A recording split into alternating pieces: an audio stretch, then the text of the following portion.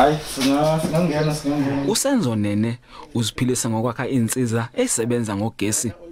Lo msebenzi owenza ngale kokuyela esikoleni. Unene uthi ugqozi lokufuna ukwazisisa ngobuchwepheshe besimanje wakhula nalo. Eneminyaka e10 wazakhela iBhanoyi kodwa wahluleka ukulindizisa.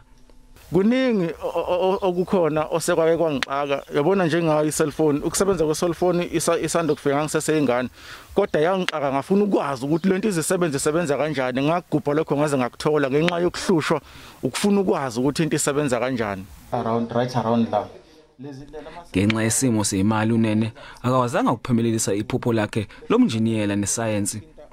Njengoba izwe libhekane nesifo iCovid-19, uNene uthi emva kokubona ukuthi kulula ukuthelelana ngegciwane ngokuthinta izinto, ubese eqhamuka necebo lokusungula kubiza nge-touchless keypad. Lokho kuzosiza kakhulu uma ngabe lento isi-apply kuma ATMs uzokwazi ukusebenzisa iATM ngaphandle kokuthi uyithinte uzoqede. uNene ubuye asize abafundi bamabanga aphezulu ezifundweni zesayensi. Ababili kulabafundi sebehlomule ngemfundaze yaphesheya kwilandle. Bongani Gema, SABC News, Mandlazini.